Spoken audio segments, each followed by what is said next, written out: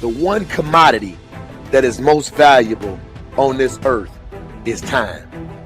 Time to love, time to live.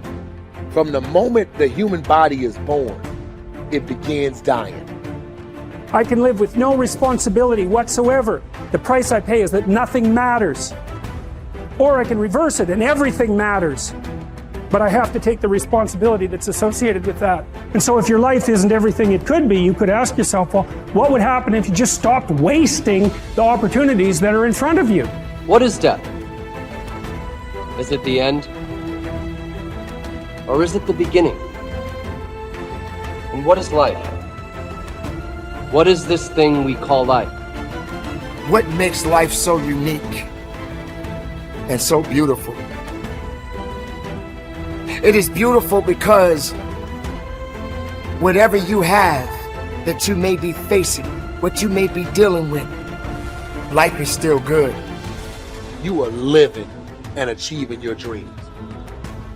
Find time to better yourself, read, explore, research, live life, do things you've never thought of doing before. That's what it's all about. It might not be fun, it might not be easy, but it is profitable. It does give you results. Think about all of the great people that we admire in our society and the things that they must have had to go through in order to make it look effortless. And one day you're gonna be great, but you think you got time. You think you got time. AET 3 years from now, 5 years from now. I'm telling you, you deserve to be great now. And not only do you deserve to be great, there's some people in your life. You must be yourself if you want to experience your true purpose in life. If you're different, be different. Be different and do it with pride. If someone doesn't like it, if many people don't like it, who cares? Your life would feel better and richer if you had a goal, you chased that goal, you accomplished some things, and you would get this boost of confidence, you'd get this boost of self-esteem, like whatever it is that you're going to do. Learn from what you've just done, move forward. Learn from what you've just done, move forward. Repeat, repeat, repeat, all the way forward until one day you're going to get to the end of that tunnel and you're going to see the light. You need to take massive action. And if that doesn't work, try something else. If that doesn't work, try something else. Keep going with massive action and you will find the way because it will give you momentum. The time is now. The time is now to express and for people to believe in themselves. The time is now for it to be okay to be great. Listen to me, if you work for it, if you're willing to put in that sweat, that blood, and those tears, baby, I'm telling you, you can have what you want, be what you want, do what you want. Are you hearing me? And start now. Start believing, start dreaming, and create the life and the person that you really want to see. I think it's good to remember that if we just go along with the crowd, we won't wind up with much more than the wish that we could do it all over again, and as far as we know, you can't. If we want to amount to anything as individuals, we need individual goals, individual thinking, individual actions, and we must never conform to the big group. We must love them, we must help them, we must serve them, because our whole success will depend on our ability to do these things. But never lose our own individuality and our identity by permitting ourselves to become submerged in what has historically proved itself to be little more than a suffocating sea of indirection and purposelessness.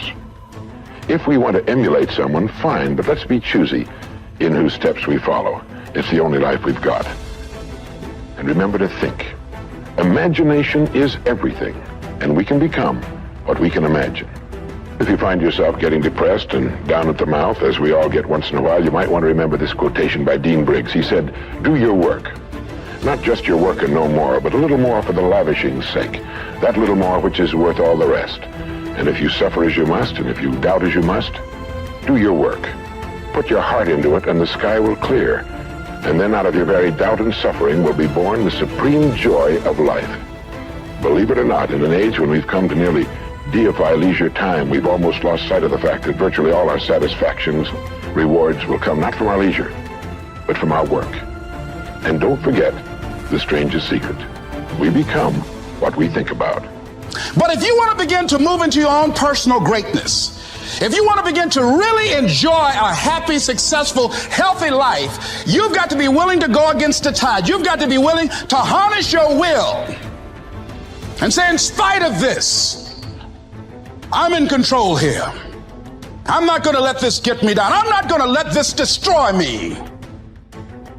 I'm coming back, and I'll be stronger and better because of it. You have got to make a declaration that this is what you stand for.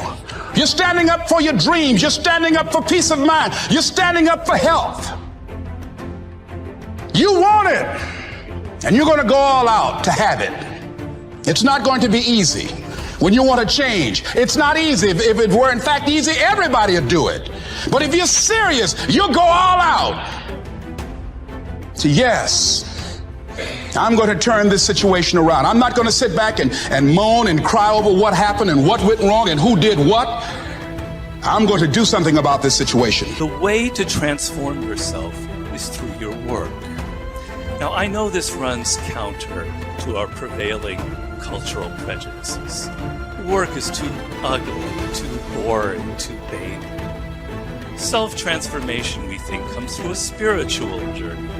Therapy, a guru who tells us what to do, intense group experiences and social experiences, and drugs. But most of these are ways of running away from ourselves and relieving our chronic boredom. They're not connected to process, and so any changes that occur don't last. Instead, through our work, we can actually connect to who we are instead of running away. And by entering that slow, organic process, we can actually change ourselves from the inside out in a way that's very real and very lasting.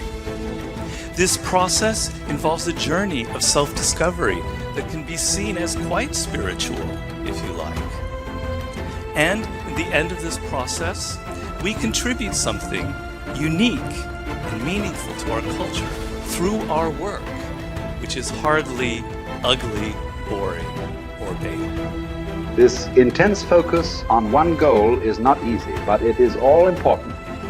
Orison Swett Marden wrote, "The giants of the race have been men and women of concentration who've struck sledgehammer blows in one place until they have accomplished their purpose. The successful men and women of today are those of one over, mastering idea, one unwavering aim, men and women of single and intense purpose." Marden also said that every great man has become great. Every successful man has succeeded in proportion as he has confined his powers to one particular channel. Single-minded concentration in the direction of your dreams will intensify your desires and increase your emotional drive toward your goal. This intensity of concentration will activate the law of attraction and begin to attract people and opportunities into your life to help you to achieve your goal.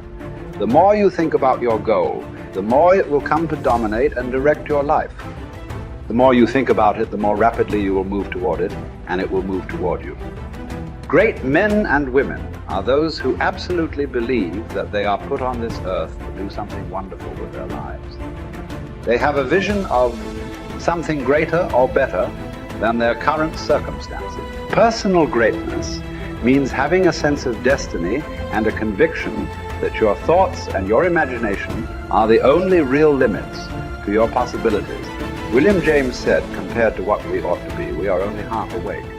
We are making use of only a small part of our physical and mental resources. Stating the thing broadly, the human individual thus lives far within his limits. He possesses powers of various sorts which he habitually fails to use.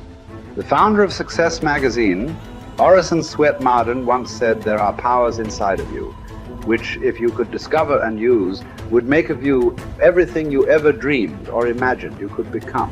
In a 5-year study of leaders reported on in his book, Leaders, Warren Bennis discovered that each of them consciously avoided the comfort zone by continuously setting higher goals. They never allowed themselves to become complacent. They lived their lives fully extended, always striving to be and do more. To develop unshakable self-confidence, you need to see yourself and think of yourself as a leader, and to do what leaders do. You need to stretch yourself toward the outermost boundaries of your potential.